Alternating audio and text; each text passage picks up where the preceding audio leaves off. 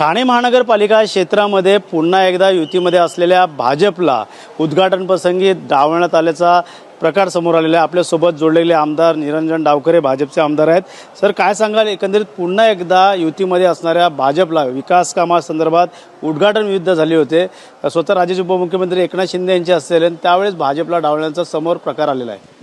याच्यामध्ये मी माझ्या वतीने एक हक्कभंगाचं पत्र हे माननीय सभापतींना, आमच्या विधान परिषदेचे सभापती राम शिंदे साहेबांना दिलेला आहे आणि याच्याबद्दलचा जो प्रस्ताव आहे तो हक्कभंग समितीकडे जाऊन याच्यामध्ये प्रशासनामधले जे कोण अधिकारी याच्यामध्ये दोषी असतील, कारण हे विकास कामांचे ज्यावेळेस उद्घाटनं येतात त्यावेळेस प्रशासनाची जबाबदारी राहते की त्यांनी पक्षविरहित याच्यामध्ये जे कोण आमदार आहेत, जे कोण लोकप्रतिनिधी आहेत, मग ते सत्ता पक्षाचे असो किंवा विरोधी पक्षाचे असो, या लोकांना या कार्यक्रमांना निमंत्रित करण्याची जबाबदारी ही प्रशासनाची राहते आणि त्याच्यामुळे प्रशासनामध्ये जे कोण याच्यामध्ये दोषी आहेत त्यांच्यावरती कारवाई करण्याची मागणी ही मी आमच्या सभापतींकडे केलेली आहे। मात्र निवडणुका आल्या की भाजप सोबत घेऊन चालायचं, मात्र अशा वेळेस विकास कामाच्या वेळेस अनेक वेळा तुम्ही लक्षवेधी मांडायचे आणि त्यावेळेसच नेमकं डावळाचं, कुठंतरी अपमान करण्याचं काम करतात का प्रशासन असलेल्या सत्ताधारी शिवसेनेवाले?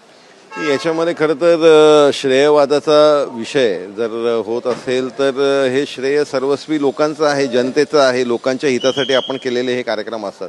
त्याच्यामुळे याच्यामध्ये मला असं वाटतं की फक्त सोयीपुरतं आपण राजकारण न बघता याच्यामध्ये सगळ्यांना एकत्र घेऊन ज्यावेळेस आपण कार्यक्रम करतो त्यावेळेस त्या कार्यक्रमाला कुठेतरी एक चांगला फलितार्थ भेटतो, नाहीतर मग त्याच्यावरती लोक हे बोटं उचलत राहणार। महापौरांचं म्हणणं आहे, शर्मिला पिंपळकरचं वेळोवेळी आम्ही त्यांना कळवलेलं आहे, तशा सह्या देखील आहेत। दुसरीकडे पाहायला गेलं MA देखील कार्यक्रम होता, त्याविषयी देखील ट्रॅफिक जो विषय आहे, वाहतूक कोंडी दूर करण्यासाठी तो पूल बांधत आहे यू लूप आकाराचा, त्या संदर्भात देखील आमंत्रण होतं का? MMRDAचंही कुठल्याही पद्धतीचं आमंत्रण किंवा पत्र या कार्यक्रमाच्या संदर्भातलं नव्हतं आणि तसंच कळव्याला झालेल्या स्विमिंग पूलच्या उद्घाटनाचंही कुठलंच पत्र नव्हतं आणि त्याच्यामुळे या संदर्भातलं माझ्या ऑफिसला त्यांनी पत्र दिलं असेल हे त्यांनी दाखवावं। मात्र काय वाटतं, येणाऱ्या काळात वरिष्ठांकडे अशा प्रकारची तक्रार घेऊन जाणार का? वारंवार अशा गोष्टी घडत असतात। या संदर्भातलं मध्यंतरीच्या काळामध्येही आम्ही आमच्या प्रदेशाध्यक्षांकडे ही विषय मांडला होता। आताही सगळ्यांच्या माध्यमांनी आम्ही आमच्या प्रदेशाध्यक्षांकडे हा विषय मांडू। त्याचबरोबर आमचे जे राज्याचे नेते आहेत माननीय फडणवीस साहेब यांच्याकडे असेल, त्याचबरोबर वरिष्ठ नेत्यांकडेही हा विषय आम्ही निश्चितपणे मांडू। उद्या बावनकुळे साहेब ठाण्यामध्ये येणार आहेत, त्यांच्याबरोबरही नगरसेवक निश्चितपणे या संदर्भातली चर्चा करतीलच आणि याच्या संदर्भातलं वरिष्ठ पातळीवरती कारवाई व्हावी अशी आमची मागणी आहे।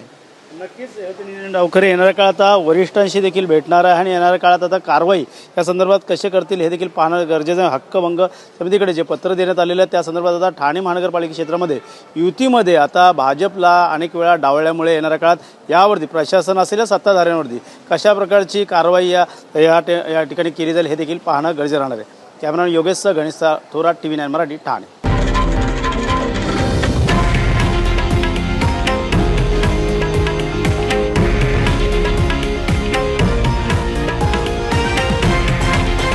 हे आहे देशातील नंबर 1 न्यूज नेटवर्क आणि आपण पाहत आहात TV9 मराठी, एकमेव।